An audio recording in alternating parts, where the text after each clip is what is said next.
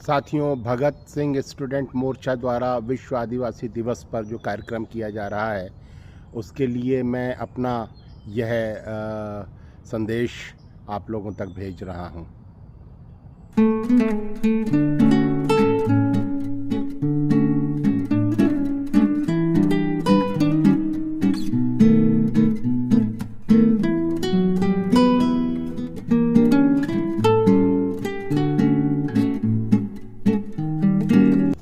नमस्ते साथियों, आज हम आदिवासियों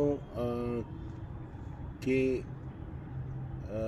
आंदोलनों, उनके इलाके में चल रही सरकारी हस्तक्षेप, कॉरपोरेटीकरण, इंटरनल कॉलोनाइजेशन के बारे में बात करेंगे। भारत के जिन ब्राह्मणी ग्रंथों में देव-दानव संघर्ष का जिक्र है, वो दरअसल आदिवासियों के साथ भारत के आर्यों के संघर्ष का वर्णन है, जिसमें साफ साफ लिखा जाता है कि जब देवताओं द्वारा असुरों की बस्तियों पर हमला किया जाता था, तो असुर स्त्रियों के गर्भ गिर जाते थे, वो लोग चीखते चिल्लाते भागते थे और उनकी हत्याएं की जाती थीं, और उसका फिर देवता लोग उसका जश्न मनाते थे। और जिस तरीके से इन ब्राह्मणी ग्रंथों में आदिवासियों का जिक्र है, वो उनको राक्षस के रूप में वर्णित करता है, और सारी कहानी उनके संसाधनों पर कब्जे को लेकर है। उसके बाद हम देखते हैं कि किस तरीके से भारत में जब नई आर्थिक नीतियां लागू की गई 91-92 में, और इसमें जो अंतर्राष्ट्रीय पूंजी है, उसके लिए विकासशील जो गरीब देश थे, उनके दरवाजे खोल दिए गए और कहा गया कि जो भी कानून आपके देश के विदेशी पूंजी को अपने देश में आने से रोकते हैं, उनको बदल दीजिए, डीरेगुलराइज कर दीजिए, उदारीकरण कर दीजिए। तो उदारीकरण, निजीकरण और वैश्वीकरण, ये नीतियां लागू हुई 91-92 में, और उसमें ये अमीर देशों की पूंजी गरीब देशों की तरफ दौड़ने लगी। और उसी के साथ फिर इन विकासशील देशों में आदिवासियों की हत्याएं, आदिवासी कार्यकर्ताओं की हत्याएं, सामाजिक कार्यकर्ता, मानवाधिकार कार्यकर्ताओं को जेलों में डालना, उनकी हत्याएं सारी दुनिया में, लैटिन अमेरिका में, चाहे ईस्ट एशिया में, चाहे वो साउथ एशिया में, फिलीपींस ले लीजिए, चाहे आप अफ्रीका ले लीजिए, लैटिन अमेरिका ले लीजिए, वहाँ पर इस तरह से शुरू हुआ। भारत में भी हम देखते हैं कि 2005 में सरकार 100 बड़ी कंपनियों के साथ MOU करती है, और उसके बाद छत्तीसगढ़ में सलवा जुलूम अभियान शुरू हो जाता है, और सलवा जुलूम में 650 गांव सरकारी सुरक्षा बल जला देते हैं, जिसमें हज़ारों आदिवासियों की हत्या की जाती है, हज़ारों आदिवासी महिलाओं से बलात्कार होता है, नौजवानों को जेलों में डाल दिया जाता है। और ये बिल्कुल वैसा ही है जैसा हमने ब्राह्मणी ग्रंथों में कभी पढ़ा था, कि किस तरीके से तथाकथित सभ्य लोग राक्षसों पर हमला करते हैं, इन्हें असभ्य कहते हैं, और उनके संसाधनों पर कब्जा कर लेते हैं। ठीक वैसे ही हम अपने सामने हमने होते हुए देखा, हम लोग वहीं पर काम कर रहे थे और हमने ये सब खुद देखा। और इन सारे मामलों को मैं 522 केस मैंने कोर्ट्स में दायर किए, जिसमें से पिछले साल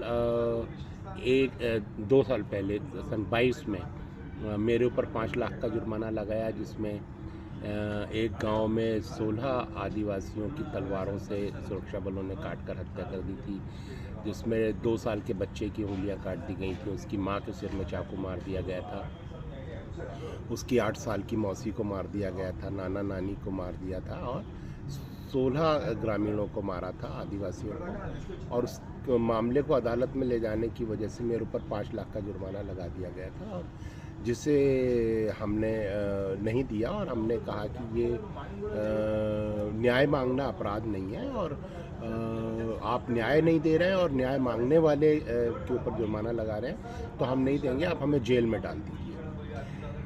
जो ये भारत में जिस तरीके से हुआ है, हम देखते हैं कि सारी दुनिया में ये हुआ है। अमेरिका में एक अनुमान के मुताबिक 6 करोड़ आदिवासियों को मारा गया, कनाडा में मारा गया, लैटिन न्यूजीलैंड और ऑस्ट्रेलिया में माओरीज एबोरिजिनल्स को मारा गया। और ये जो सारी दुनिया में उपनिवेशवाद और पूंजीवाद ने जिस तरीके से स्थानीय जनजातियों को, आदिवासियों को समाप्त किया है, उसको लेकर के हम दो लोगों की बात को यहाँ पर जिक्र करेंगे। एक है भगत सिंह। भगत सिंह अपने ख़त में लिखते हैं, जब उनको फांसी की सज़ा सुना दी गई थी और उन्होंने एक ख़त लिखा था पंजाब के गवर्नर के नाम, जिसको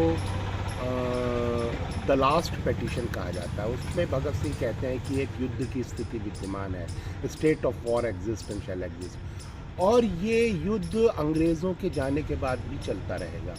भले ही गोरे चले जाएं और काले लोग कुर्सी पर बैठ जाएं, लेकिन ये युद्ध चलता रहेगा। और वो लिखते हैं उसमें कि आपने फौजी बलों का सहारा लेकर, सशस्त्र बलों का सहारा लेकर जनता के संसाधनों और श्रम को लूटने के लिए उस पर एक युद्ध छेड़ा है, और ये हम इस युद्ध में जनता की तरफ से जवाब दे रहे हैं, इसलिए आप हमें युद्धबंदी घोषित कीजिए और हमें फांसी पर चढ़ाने की बजाय गोली से उड़ा दीजिए। तो ये भगत सिंह कह रहे हैं।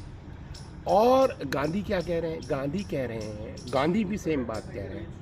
हम लोग मानते हैं गांधी और भगत सिंह बिल्कुल विपरीत विचारधारा के थे, लेकिन इस मामले में गांधी और भगत सिंह बिल्कुल एक ही बात कह रहे हैं। भगत सिंह क्या कह रहे हैं कि ये युद्ध है, और गांधी क्या कह रहे हैं? गांधी कह रहे हैं ये विकास का मॉडल शैतानी मॉडल है, वो हिंद स्वराज में लिख रहे हैं। और वो कहते हैं कि अंग्रेज़ी विकास का मॉडल कहता है कि विकसित वो है जिसके पास ज़्यादा है, लेकिन प्रकृति ने सबको बराबर दिया है। तो आपके पास ज़्यादा तभी हो सकता है जब आप दूसरे के हिस्से का ले लें, और दूसरा देगा नहीं तो आप छीनेंगे, और छीन आप तभी सकते हैं जब आपके पास ताकत होगी। गांधी कहते हैं इस विकास के मॉडल में सिर्फ ताकतवर का विकास होगा, गरीब का विकास नहीं होगा।